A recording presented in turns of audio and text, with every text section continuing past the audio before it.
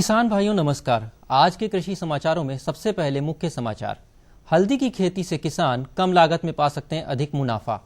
सह फसली खेती से किसान अपनी आय में कर सकते हैं वृद्धि। मधुमक्खियों के लिए घातक माइट कीट और प्रदेश का आलू देश के दूसरे हिस्सों के आलू से बेहतर। अब समाचार विस्तार से। हल्दी की खेती करने से किसान को न्यूनतम लागत और कम खेती लायक जमीन में भी अधिक मुनाफा हो सकता है।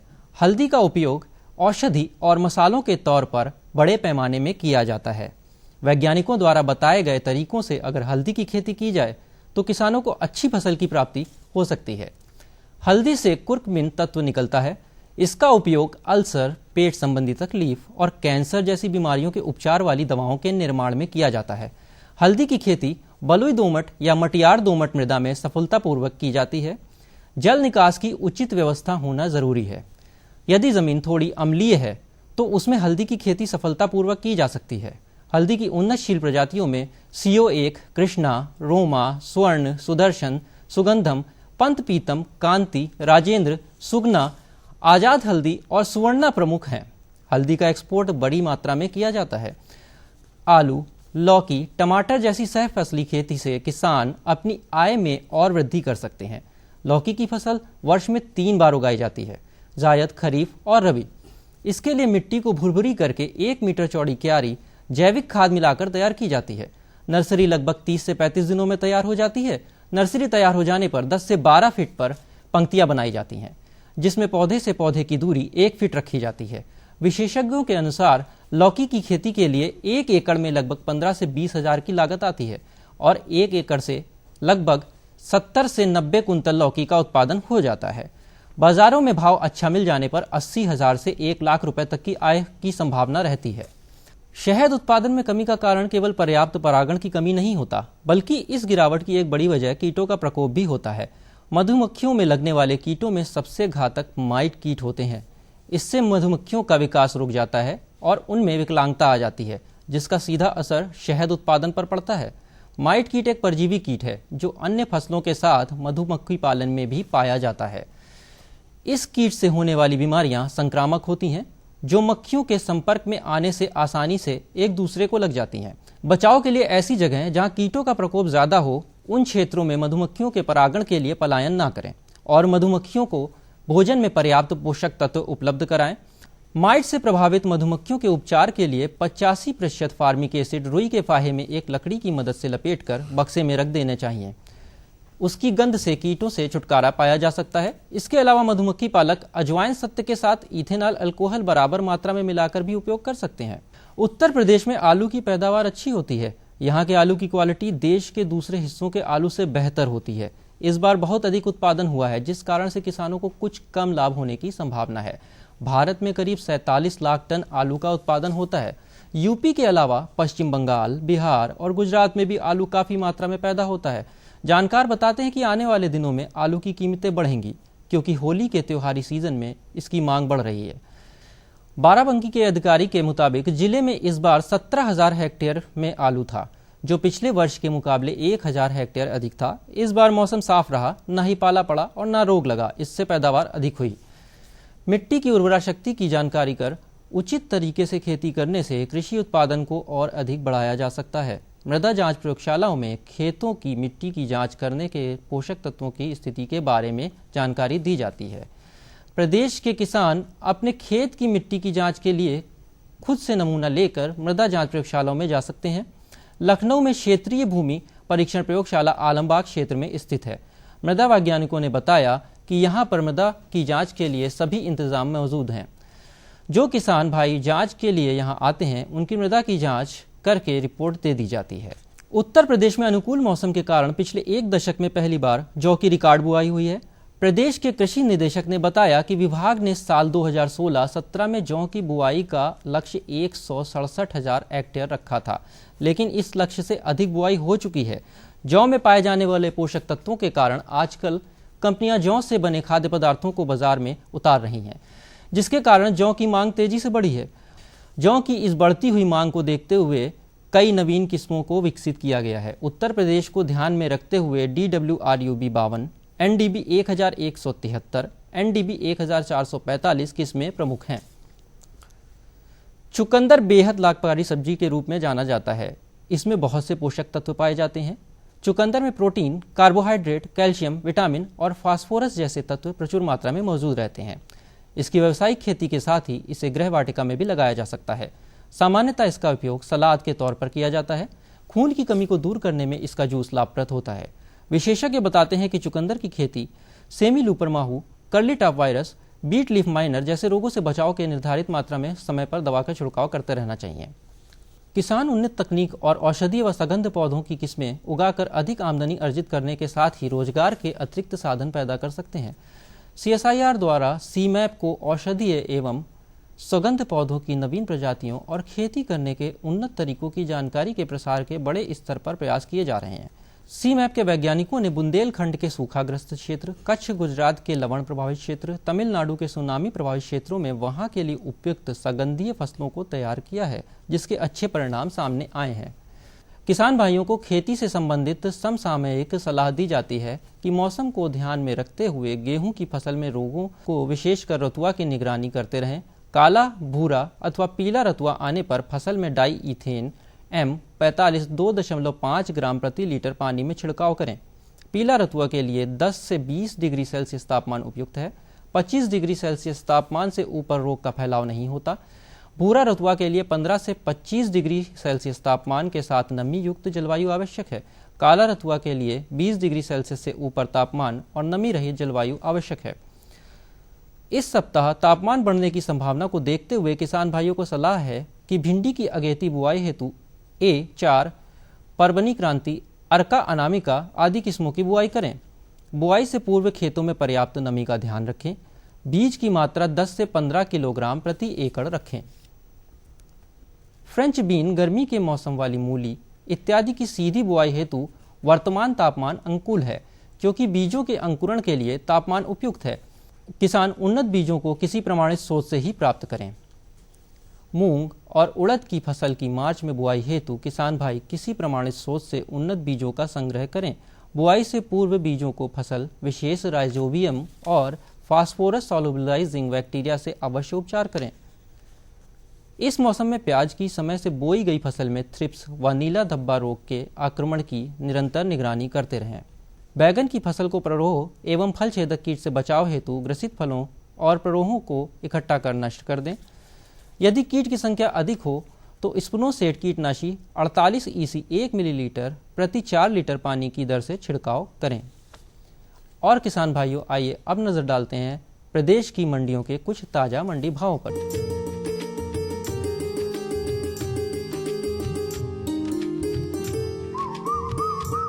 चावल की बात करें तो चावल का भाव प्रति क्विंटल इस प्रकार रहा। लखनऊ में 2200 रुपये प्रति क्विंटल, शाहजहांपुर में 2350 रुपये प्रति क्विंटल, फैजाबाद में 2250 रुपये प्रति क्विंटल और हरदोई में चावल 2250 रुपये प्रति क्विंटल बिका। गेहूं का भाव प्रति क्विंटल इस प्रकार रहा। लखनऊ में 1900 रुपये प्रति क्विंटल, शाहजहांपुर में 1970 रुपये प्रति क्विंटल, फैजाबाद में 1875 रुपये प्रति क्विंटल, तो हरदोई में गेहूं 1910 रुपये प्रति क्विंटल बिका। अरहर की दाल का भाव प्रति क्विंटल इस प्रकार रहा। लखनऊ में 6800 रुपये प्रति क्विंटल, शाहजहांपुर में 7710 रुपये प्रति क्विंटल, फैजाबाद में 6800 रुपये प्रति क्विंटल, तो हरदोई में 7520 रुपये प्रति क्विंटल रहा। प्याज का भाव प्रति क्विंटल इस प्रकार रहा। लखनऊ में 1000 रुपये प्रति क्विंटल, शाहजहांपुर में 880 रुपये प्रति क्विंटल, फैजाबाद में 950 रुपये प्रति क्विंटल, तो हरदोई में प्याज 880 रुपये प्रति क्विंटल बिका। आलू का भाव प्रति क्विंटल इस प्रकार रहा। लखनऊ में 600 रुपये प्रति क्विंटल, शाहजहांपुर में 425 रुपये प्रति क्विंटल, फैजाबाद में 500 रुपये प्रति क्विंटल, तो आलू हरदोई में 410 रुपये प्रति क्विंटल बिका। तो किसान भाइयों, ये थे आज के कृषि समाचार और मंडी भाव। अगले अंक में आपसे फिर भेंट होगी, तब तक के लिए नमस्कार।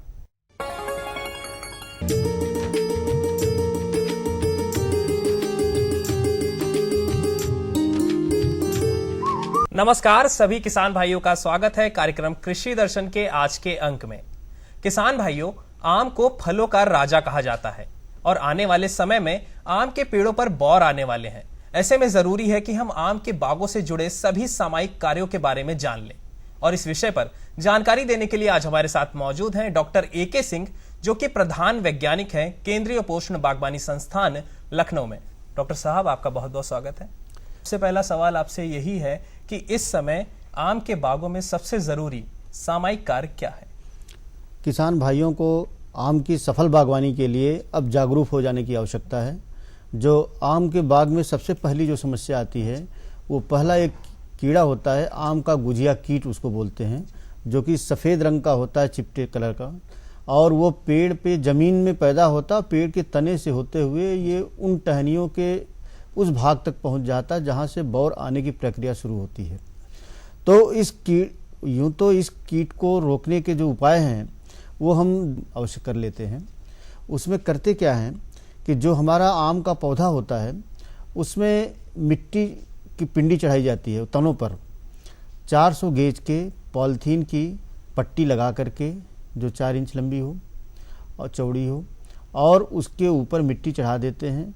अब क्लोरोपाइरीफास का चूर्ण आता है, जो कीटनाशक दवा है।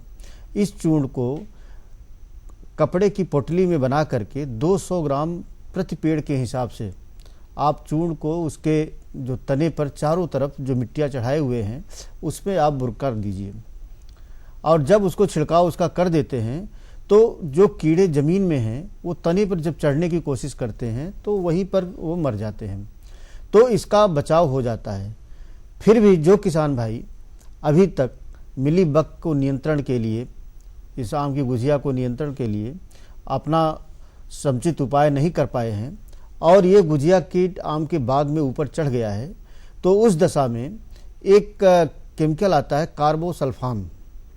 इस केमिकल को, इस दवा को 2 मिलीलीटर प्रति लीटर पानी में घोल बना करके इस समय कम से कम 15 दिन के अंतर पर 2 छिड़काव कर देना चाहिए।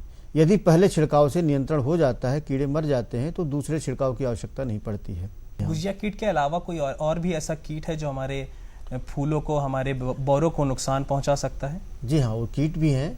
और सबसे पहले तो समस्या इस समय ये है कि जो बौर आने की प्रक्रिया शुरू हो रही है, तो इस समय हमारे आम के जो बौर हैं, मौसम के उतार चढ़ाव के कारण कभी तापमान बहुत नीचे हो जा रहा है, कभी तापमान ज़्यादा हो जा रहा है, तो इसकी वजह से अगर बौर जल्दी आ जाएंगे तो समझिए कि उसमें जो फल लगेंगे उसमें अफलन की समस्या आएगी। माने आम का गुच्छा रोग एक होता है जिसको कि झुमका रोग बोलते हैं, तो वो समस्या आने का डर बना रहता है, क्योंकि उसमें सही तरीके से जो फल लगते हैं उसमें फर्टिलाइजेशन नहीं होता है, जो कि कम तापमान के कारण, परागण की प्रक्रिया पूरी न होने के कारण वो फल उस तरह के बनते हैं।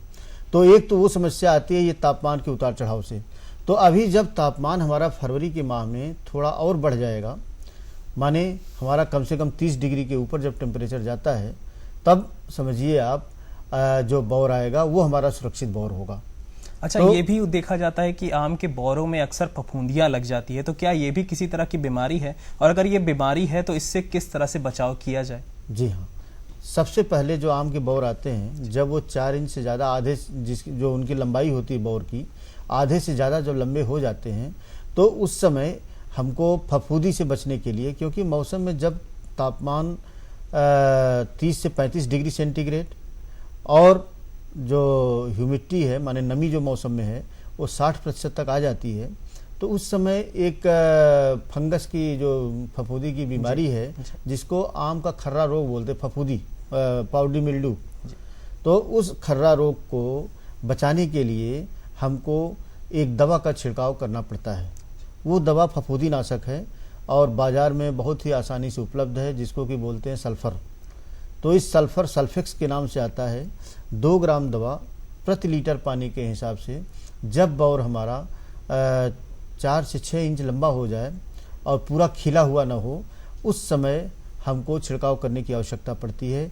तो उससे आम के खर्रा रोग से हम अपने बाग को बचा सकते हैं, क्योंकि यदि खर्रा रोग लग जाता है तो आप ये समझिए कि बौर आपका जो खिलता है सभी सूख करके पूरा गिर जाता है, उसमें फल बिल्कुल ही नहीं लग पाता है। तो ये पहली समस्या आती है जब बौर निकलना शुरू होता है। तो उसके अलावा आप कीट की बात कर रहे थे कि आम की गुजिया कीट के अलावा जो हमारा दूसरा कीट जो है, जो बहुत ही महत्वपूर्ण है, वो है मैंगो हापर, जिसको आम का भुनगा बोलते हैं। आम का भुनगा, जी जी हाँ। जब आम का भुनगा क्या होता है, ये आपके जो नई पत्तियां निकलती हैं, या जो नए बौर निकलते हैं, जो फूल निकलते हैं, उनके रस को ये कीड़े चूस लेते हैं। और इसमें एक लसलसा सा पदार्थ, तरल पदार्थ ये पत्तियों पर गिराते हैं, जिससे पत्ती पूरे बाग में एक अलग तरीके की आपको चमक दिखाई देती है। और उस चमक के कारण आपको जो धूल मिट्टी आएगी उसे बैठेगी तो दूसरी बीमारी पैदा होने का डर रहता है, जिसको कि सूटी मोल्ड बोलते हैं। बाद में पत्तियां काली पड़ जाती हैं या पूरा बाग आपको देखने में काला पड़ने लगेगा। तो इसलिए ये भुनगा जो है, जिसको आम का भुनगा बोलते हैं, आपको मैंगो हापर, इसको नियंत्रण करने की बहुत ही आवश्यकता है। तो सबसे पहला छिड़काव यदि हम जब बौर लग रहा है, जिस समय आम के खर्रा रोग के लिए फफूंदीनाशक दवा का इस्तेमाल कर रहे हैं, और उस समय भी यदि बाग में भुनगा उपस्थित है या कीड़ा उपस्थित है, तो आपको चाहिए कि वो एक कीटनाशक और ये सल्फर फफूंदीनाशक कीटनाशक में इमिडाक्लोपिड का पहला छिड़काव करना चाहिए, जो कि आपको जो 2000 लीटर का टैंकर बनाते हैं उसमें 4 किलोग्राम आपका ये सल्फर रहता है। और इमिडा जब जो दवा डालेंगे करीब 700 मिलीलीटर 2000 लीटर में वो टैंकर में पूरा डाल करके, और उसका पूरा बाग में आपको एक समान स्तर पर छिड़काव करने की आवश्यकता पड़ती है। याद रहे कि ये दवा जब छिड़काव आप करते हैं तो नीचे तनों के पास से लेकर के बाग में टहनियों के अंदर तक पहुंचना आवश्यक होता है। क्योंकि ये भुनगे जो होते हैं केवल ऊपर बौर के ऊपर ही नहीं रहते हैं, ये उनके टहनियों में नीचे भी छुपे रहते हैं। तो ये भुनगा को नियंत्रण के लिए आपका छिड़काव की जो प्रक्रिया है उस पर विशेष ध्यान देने की आवश्यकता पड़ती है। अच्छा, एक परेशानी और, हमेशा अभी आप बौरों की बात कर रहे थे, तो हमारे बौर अक्सर लगातार गिरने लग जाते हैं, तो इन बौरों को गिरने से बचाने के लिए क्या किया जाए? जी हाँ, देखिए बौर का गिरना जो होता है वो केवल खर्रा रोग से होता है। जब उसके लिए अभी हमने आपको बताया जो सल्फर का छिड़काव करते हैं उससे बौर का गिरना आपका रुक जाएगा। आप फल गिरने की प्रक्रिया के बारे में अगर सोचते हैं कि किसान भाई, जिस किसान भाइयों के बाग में फल ज़्यादा गिरता है, फल लगने के बाद गिरना शुरू होता है, तो उसके नियंत्रण के लिए अलग उपाय करने की आवश्यकता है। सबसे पहले तो हम फल लगना है हमको, और बौर नहीं गिरेगा अगर आप सल्फर का छिड़काव कर देंगे और पाउडरी मिल्ड्यू बीमारी आपकी नहीं लगती है। तो जो फल लगने की प्रक्रिया है, जब फल मटर के दाने के बराबर हो जाता है, छोटे छोटे फल लग जाते हैं सरसों के बराबर, उसके बाद मटर के बराबर होते हैं वो, तो उसी समय आपको बाग में सिंचाई की आवश्यकता है। आपको सिंचाई करने की आवश्यकता पड़ती है। यदि बाग में आप सही समय पे उस समय पर सिंचाई नहीं करते हैं तब फल गिरने की प्रक्रिया बहुत ही बढ़ जाएगी। तो इसलिए उस समय पे आप बाग की सिंचाई करें। अच्छा, एक मुख्य परेशानी ये होती है कि अक्सर हमारी पत्तियों पे, हमारे बौर पे मिट्टियां जम जाती हैं, तो वो भी किसी तरह से हमारे फल को नुकसान पहुंचा सकती हैं? जी हाँ, जैसा कि हम बता रहे हैं आपको, आप अगर भुनगा कीट लग गया, आपने उसका सही समय पर नियंत्रण नहीं किया हुआ है, तो उसमें जो चमक होती है उस पर धूल मिट्टी जमती है जी। और उस धूल मिट्टी को जमने के कारण उसमें सूटी मोल्ड, एक फंगस, फफूंदी विकसित हो जाता है, जिससे वो पत्तियां काली पड़ जाएंगी। यहाँ तक कि जो फल आपके लगे होंगे उस फल पे भी काले काले धब्बे पत्तियों से गिर कर करके आ करके वो फफूंदी पैदा कर देते हैं। उससे फल देखने में आपको खराब लगने लगेगा, और बाद में जब आप तोड़ेंगे तो उस पर फफूंदी वाली एक बीमारी होती है एंथ्रेक्नोज, तो वो बीमारी लग जाएगी, फल बाद में सड़ भी जाएगा, बाजार में कीमत अच्छा, अगर देखने में भी अच्छा नहीं है तब भी बाजार में आपको कीमत अच्छी नहीं मिलेगी, काफी नुकसान पहुंच सकता है। बाकी जो पत्तियों पर धूल मिट्टी ये सब लगा होता है, जिस समय आप छिड़काव करते हैं तो अपने आप वो जो है छिड़काव हो करके पत्तियां साफ सुथरी हो जाती हैं, आपका बाग साफ दिखने लगता है, उस समय आपको धूल मिट्टी नहीं रहती है। अच्छा, केवल चिपचिपा होने के कारण ही मिट्टी जम सकती है। अच्छा, आने वाले मौसम में ये भी नहीं कहा जा सकता कि वर्षा कब होगी, तो छिड़काव, जो पानी का छिड़काव हो, कितने कितने दिनों पर किया जाए? जी हाँ, ये आवश्यकता के अनुसार किया जाता है, क्योंकि अब जैसा कि मैंने बताया कि फरवरी के अंतिम सप्ताह से आपको बौर आने की पूरी तरह से बौर आने की प्रक्रिया पूरी हो जाएगी। तो उसी समय आपको ये देखना है बाग में कि जब फफूंदीनाशक दवा का तो छिड़काव आवश्यक है, पहला छिड़काव, उस समय यदि भुनगा उपलब्ध है तो उस समय वो दवाइयाँ मिलाई जाती हैं। और आम की भुनगा के अतिरिक्त भी कुछ कीड़े हैं जो कि आपको बाग को प्रभावित करते हैं। जैसे बौर में आप देखेंगे तो आगे जो बौर होता है उसका जो अंतिम किनारा होता है वहाँ बौर थोड़ा टेढ़ा हो जाता है कभी कभी। उस टेढ़े बौर को जब आप देखते हैं उस जगह को तो वहाँ पे एक छेद सा दिखाई देता है। उस छेद में कीड़ा होता है, बहुत छोटा कीड़ा जो गाल मिज के नाम से आजकल मिज एक नया कीड़ा आ रहा है। तो ये सब कीड़े अब नए कीड़े अब आने शुरू हो गए। 3-4 सालों से बाग में आम के बागवान भाइयों को ये दिक्कत का सामना करना पड़ रहा है। तो उनके लिए उनको जो दूसरा छिड़काव है वो क्विनालफास का करें। पहला छिड़काव तो उन्होंने सल्फर के साथ कर दिया, भुनगा का नियंत्रण कर लिया। यदि फिर भी बौर में मिज की समस्या उनको दिखाई दे रही है तो उसके लिए वो क्विनालफास दूसरी दवा एक आती है जिसको 2 मिलीलीटर 1 लीटर पानी में घोल बना करके उसका छिड़काव करने की आवश्यकता पड़ती है। तो ये प्रक्रिया करीब 15 दिन बाद ही हो पाती है। 15 दिन पे। तो ये 15 दिन के अगर समस्या आपकी नियंत्रण नहीं हो पाई है तभी करना है। ठीक। और कीट उपलब्ध नहीं है तो दूसरा छिड़काव आवश्यकता अनुसार करना होता है। डॉक्टर साहब, आप यहाँ आए, अपने आमों के बागों से जुड़ी हमें जानकारी दी, उसके लिए आपका बहुत बहुत धन्यवाद। तो किसान भाइयों, आज हमने प्रयास किया कि हम आपको आमों के बागों के सामयिक कार्य के बारे में बता सके। हम आशा करते हैं कि डॉक्टर साहब ने जो भी जानकारियां आपको दी आप उनसे लाभान्वित जरूर होंगे। हमें दीजिए अनुमति। नमस्कार।